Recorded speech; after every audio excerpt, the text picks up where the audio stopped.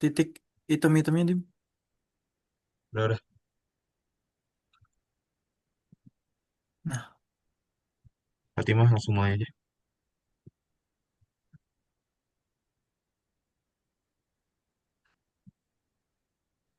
Assalamualaikum warahmatullahi wabarakatuh. Kami dari kelompok 4 kelas B1 ingin mempresentasikan dari proyek Teknologi One untuk UAS.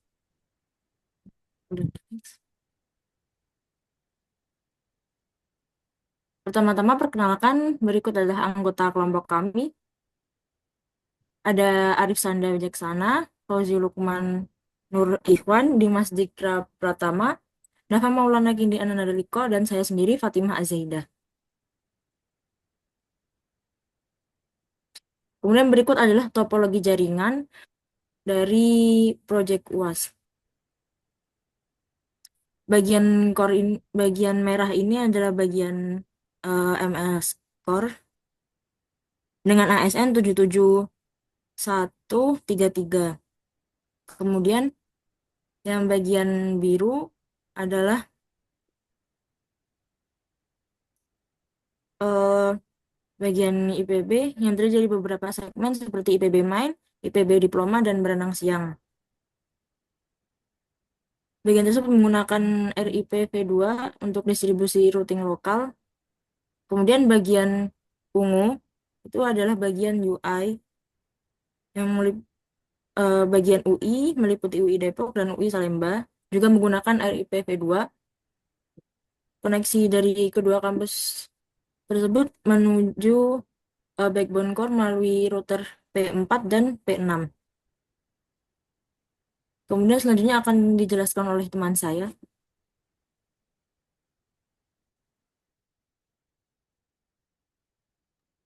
baik yang selanjutnya adalah IP segment ya. Bisa lihat pada kedua gambar di sini terdapat dua router C1 sama C2. Kemudian di setiap router itu akan menambahkan sebuah IP gitu buat router itu. Jadi ada 4 IP. Terus nextnya lakukan konfigurasi yang sama untuk menambahkan IP pada router C3. Next. Nah, kemudian ada beberapa router tambahan yakni PE1, PE2, sama PE3. Semua itu adalah untuk konfigurasi yang ada pada gambar itu untuk menambahkan router-router IP pada router-router yang akan kita gunakan atau device yang kita gunakan nantinya. Nextnya. Kita masuk ke routing protokol. Di sini kita memakai dua routing protokol. Yang pertama itu routing RIP, yang kedua itu USPF. Dan untuk routing RIP itu kita pakai di IPBBS, IPB-DIB, UI Depok, dan UI Salemba.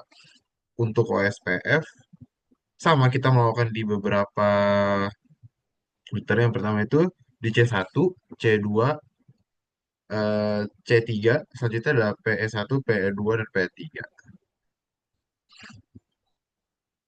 Selanjutnya masuk ke MPLS, yaitu Multi Protocol Label pada perangkat C1, yang merupakan bagian dari core jaringan. Ya, setelah sebelumnya dilakukan konfigurasi IP address dan OSPF, tahap ini memfokuskan pada aktivasi MPLS agar router dapat melakukan label switching. Pertama, fitur LDP, Label Distribution Protocol, yang diaktifkan. Nah, sama seperti yang tadi, MPLS ini tidak hanya dilakukan di C1, tetapi juga dilakukan di C2, C3, PS1, P2, dan P3. Setiap perangkat diaktifkan fitur LDP. Selanjutnya, masuk ke FPLS, yang kerja sama teman saya.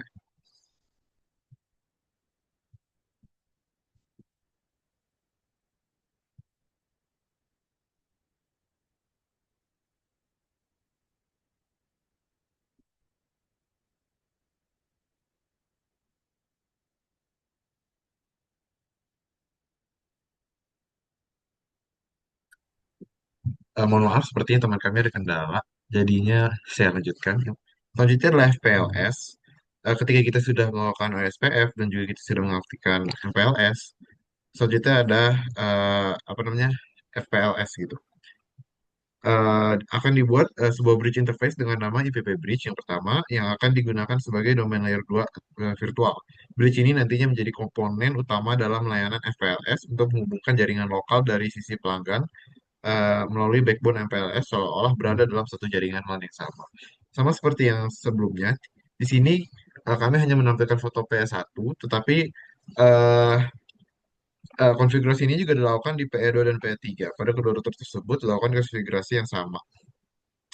Langkah ini bertujuan agar ketiga router PE itu memiliki konfigurasi dasar yang seragam mendukung komunikasi layer 2 berbasis FPLS, sehingga perangkat-perangkat yang berada di lokasi berbeda dapat terhubung secara virtual seperti dalam satu jaringan lokal.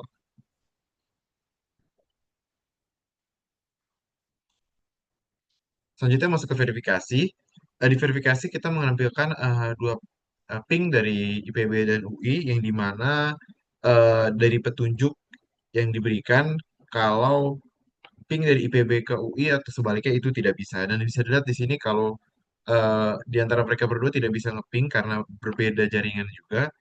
Jadi apa yang sudah kita kerjakan itu berhasil.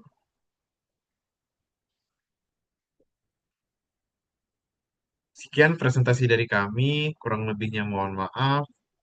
Wassalamualaikum warahmatullahi wabarakatuh.